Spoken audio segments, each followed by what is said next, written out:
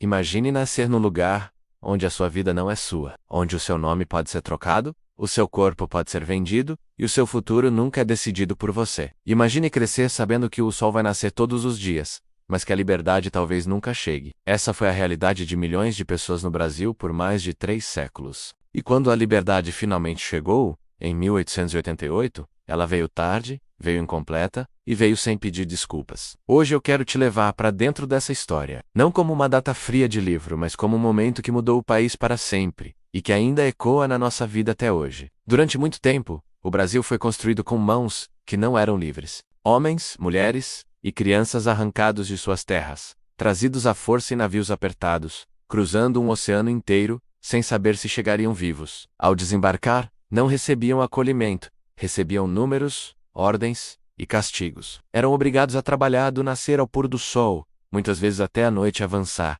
sem descanso, sem escolha, sem voz. A dor fazia parte da rotina, o medo também. E mesmo assim, essas pessoas cantavam, rezavam, criavam laços, formavam famílias e resistiam como podiam. A escravidão não era apenas um costume distante. Ela estava em todo lugar. Nas cidades, no campo, nas casas ricas e nos becos pobres. Era comum ver pessoas sendo vendidas em praças, separadas de filhos e companheiros como se fossem objetos comuns. Para muitos, isso parecia normal. Para outros, sempre foi uma ferida aberta. Desde cedo, houve quem questionasse, quem se revoltasse e quem tentasse fugir. Quilombos surgiram como gritos de liberdade em meio à opressão. Pequenos mundos onde a dignidade tentava sobreviver longe do chicote. Com o passar dos anos, o mundo começou a mudar. Outros países foram abandonando a escravidão, pouco a pouco. Ideias de liberdade e igualdade começaram a circular. No Brasil, porém, o sistema resistia. Era lucrativo para poucos e cruel para muitos. Ainda assim, a pressão crescia. Pessoas livres começaram a se incomodar com aquela realidade. Escravizados nunca deixaram de lutar, de fugir, de resistir. A soma dessas forças começou a balançar estruturas que pareciam eternas. Antes da liberdade total, vieram pequenas mudanças. Crianças passaram a nascer livres, mas muitas continuavam presas ao mesmo destino de seus pais. Pessoas idosas ganharam liberdade quando já não tinham forças para recomeçar. Eram passos lentos, quase tímidos, que mais adiavam do que resolviam o problema. Enquanto isso, a violência continuava.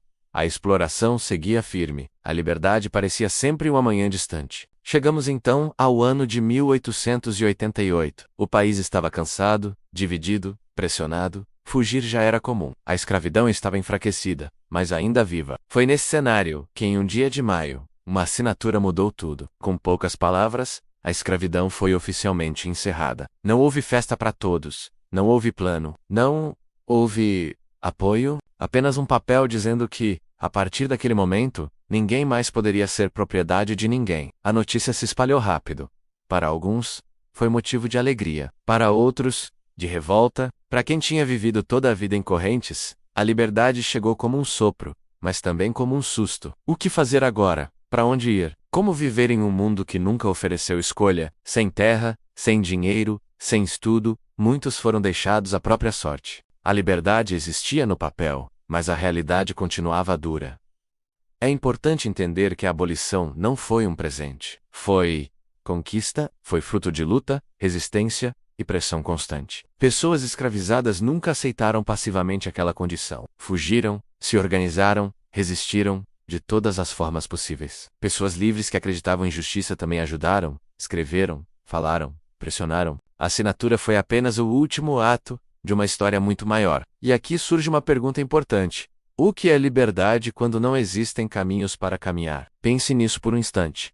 A liberdade sem apoio vira sobrevivência. E foi exatamente isso que aconteceu. Muitos libertos continuaram trabalhando nos mesmos lugares, agora por quase nada. Outros foram empurrados para a marginalização. A sociedade não se reorganizou para incluí-los. Preferiu seguir em frente como se a dívida tivesse sido paga com uma simples assinatura. O Brasil mudou, mas não tanto quanto poderia. As marcas da escravidão ficaram gravadas na desigualdade, no preconceito e nas oportunidades negadas. A abolição encerrou um sistema oficial, mas não apagou suas consequências. Até hoje, muita coisa que vivemos tem raiz naquele passado. Entender isso é essencial para compreender o presente. Ao lembrar da abolição, é comum ouvir nomes e datas, mas raramente ouvimos as vozes de quem realmente viveu aquilo. Pessoas que sonharam com um futuro melhor, que acreditaram que seus filhos teriam uma vida diferente. Algumas conseguiram avançar, outras foram impedidas por muros invisíveis que ainda existem. A história não termina em 1888. Ela continua todos os dias. Talvez você nunca tenha parado para pensar nisso dessa forma. Talvez na escola te contaram apenas que a escravidão acabou e pronto. Mas a verdade é que ela acabou no papel e continuou na prática de muitas maneiras. Reconhecer isso não é culpar, é compreender, é olhar para trás,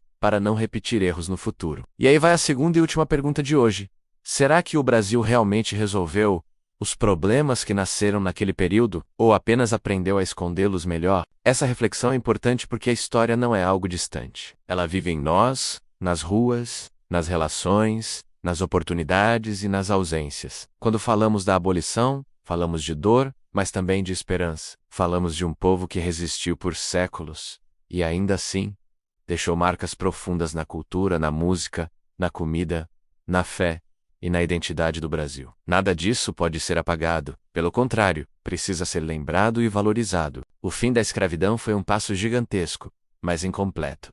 Um passo que abriu portas, mas não construiu caminhos. Cabe a cada geração entender esse passado para construir um futuro mais justo. E é por isso que essa história precisa ser contada, recontada e discutida, não como acusação, mas como aprendizado. No próximo vídeo, vamos seguir essa linha do tempo e entender o que aconteceu com o Brasil logo depois da abolição. Como essas pessoas viveram, como a sociedade reagiu, e como isso moldou o país que conhecemos hoje. A história continua, e ela é essencial para entender quem somos. Se você gostou desse conteúdo, se ele te fez pensar ou sentir algo diferente, se inscreva no canal agora. Curta esse vídeo, deixe seu comentário com a sua opinião, compartilhe com quem precisa ouvir essa história, e ative o sininho para não perder os próximos vídeos. Aqui a gente não conta apenas datas, a gente conta histórias que explicam o presente.